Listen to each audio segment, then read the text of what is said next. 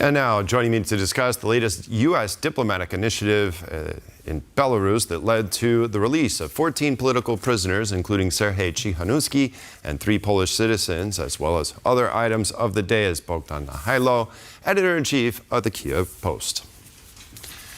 Good evening, Bogdan. Thank you for joining us tonight. My great pleasure again.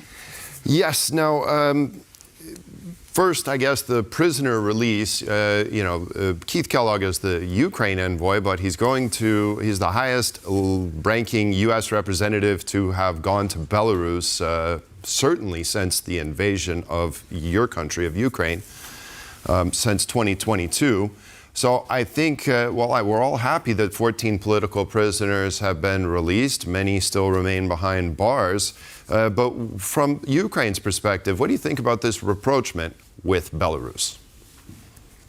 It's not a rapprochement. I think, Trump is desperate to be seen to be advancing in so-called peacemaking. The interesting question is, did Kellogg or the American administration consult with either the Belarusian opposition or with Ukraine? We simply read in the newspapers that Kellogg was about to go in a few days. It's good that, as you say, some political prisoners, including the most famous one, Tsikhanouski's husband, Siarhei, who's been in prison for more than 5 years, have been released. But at the end of the day, we don't know what the game is. After all, Lukashenko is a total vassal of Moscow. He's not a free agent. He doesn't do as he pleases. He's not running a sovereign state anymore. He's running a dependency of Moscow, of Russia.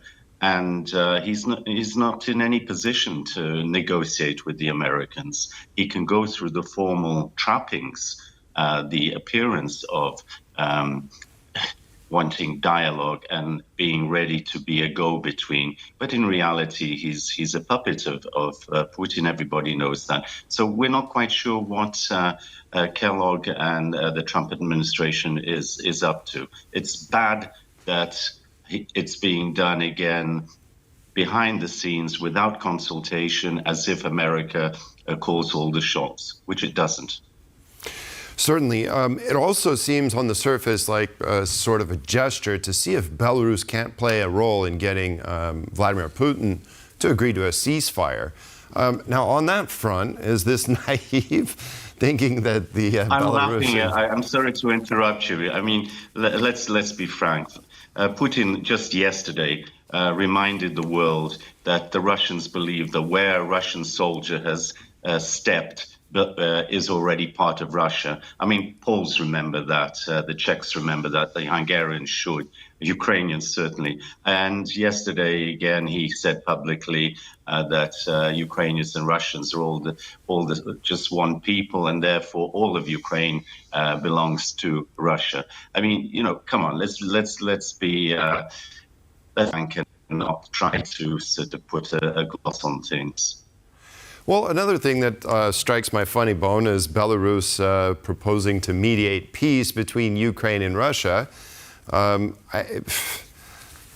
that even be considered? I'm laughing because, we're hearing this from the press, but do we remember the Minsk Accords? Do we remember Lukashenko, offering Minsk as a capital, as a meeting place? But being a toady and a total puppet, as I've said, of Putin. And even today, Belarus is a staging area for the Russian military.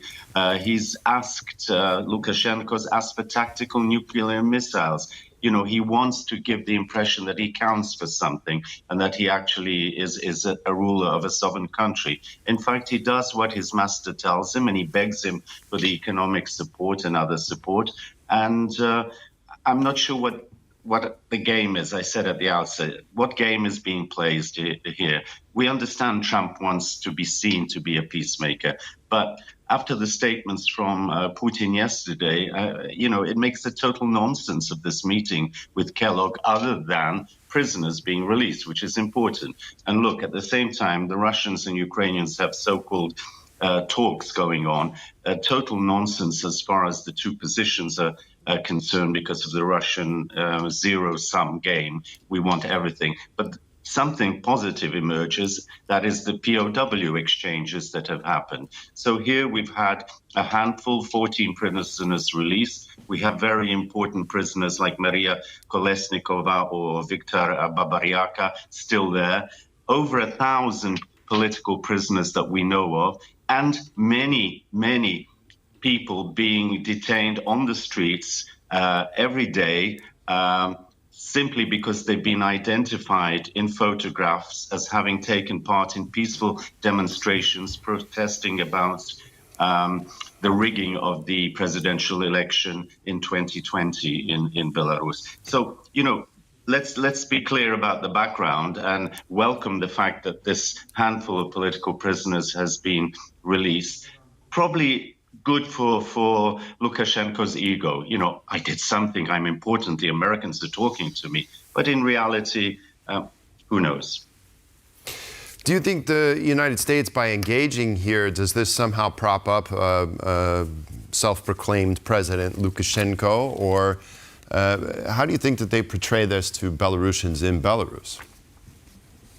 Oh, of course, he'll play this up, and I'm important, you see. But look, he's been trying that game for years and years and years with the EU too. I'll make a concession of some sort, but you make me look important. Otherwise, what? I'll flood the frontier with Poland with illegal migrants that are trying to force their way through the border and therefore put pressure on you, etc. I'll arrest clerics, Roman Catholic Polish clerics to put pressure on you, etc.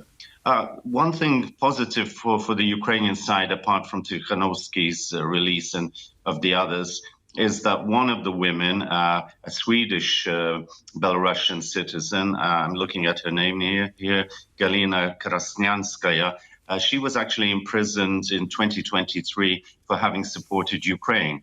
So she was arrested on the territory of Belarus, not for anti-Belarusian activities, but supporting Ukraine in its defensive war against Russia.